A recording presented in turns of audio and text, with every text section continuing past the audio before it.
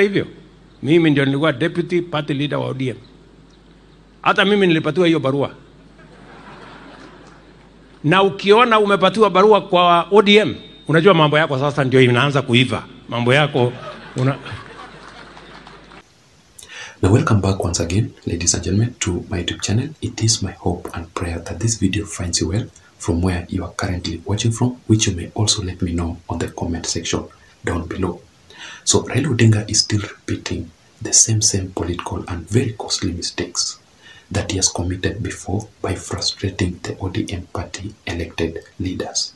It is now very crystal clear that Raila Odinga never learns from his previous political mistakes. William Ruto, on the other side, understands Raila Odinga's weakness on this and is already taking an advantage to that to grow. And that is why, if you ask me, William Ruto is still far much ahead of Raila Odinga's politics, and that is why he's still winning.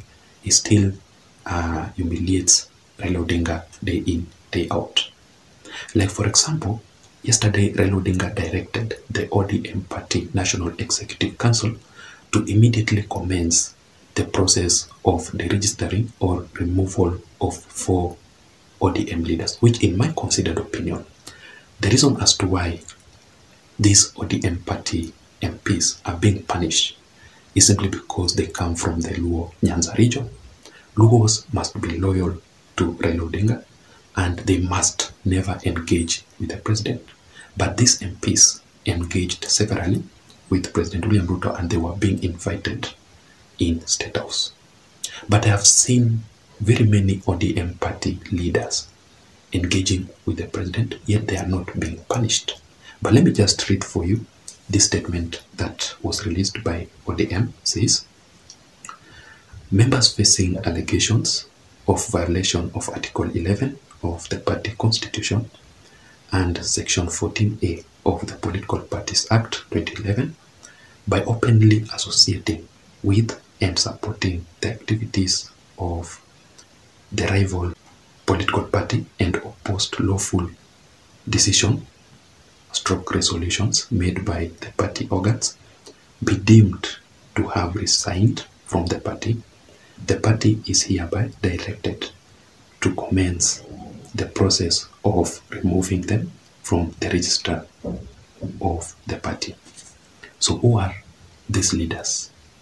Let me just read for you. We have Elisha Ochieng, the MP for Game constituency. We have Karoli Omondi, the MP for Suba South constituency. There is Gideon Ochanda of Bondo. Then Jalango of Langata, together with Senator Tom Ojienda. Now, this is a clear indication that there is no democracy at all in Raila Odinga's ODM party. The reason as to why I'm saying this is that the Githunguri MP, Gathoni Wamshomba, voted against the Finance Act 2023 in Parliament. But up to date, ladies and gentlemen, that there is nothing that has happened to her. She has not received any threats of being kicked out from the UDA party. In fact, that same week, Gathoni Wamshomba invited or hosted William Ruto in her own constituency.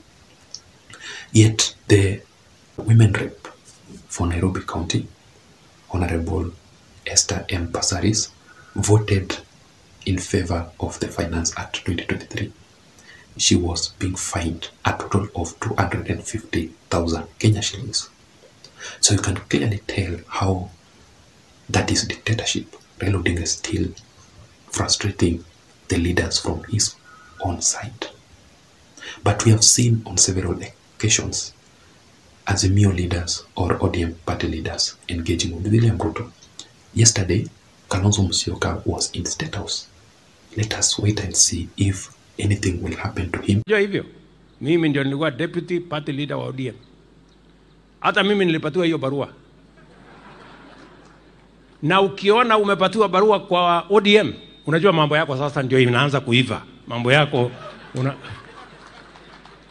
So Elisha, usikue na wasiwasi. Kabla hujapata barua ya ODM, mambo yako bado. If you know how to go forward, vile ya kufaulu kwa siasa, ni upate barua ya ODM, bas mambo yako hiyo ya disciplinary hiyo. Hata mimi nilipelekwa kotini na ODM wakajaribu kunifukuza, tukasumbuana kotini, mtakuja niwaambie vile ya kupanga maneno. Tukasumbuana kotini 5 years, ikaisha, tukaendelea, mimi nikakuwa deputy president. So iko shida iko wapi? Sijui kama tunaelewana. So you guys relax. Hiyo ni siasa tunaelewa na ni siasa tumepitia, and I just want to tell you that is the journey of leadership. So don't worry about that whole maneno.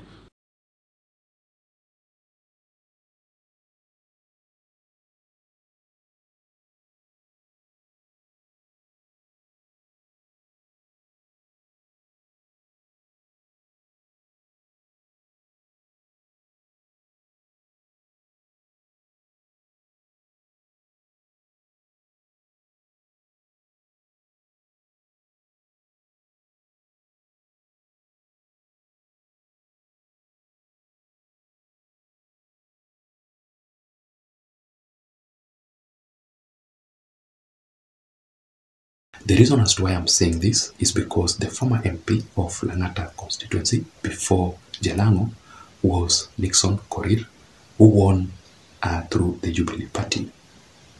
So, and when you look at the margin that between Nixon Korir and Jalango, it was not so much far.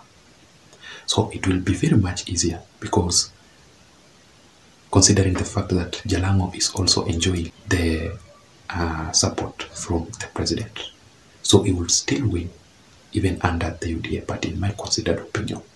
And that is why William Ruto was making certain statements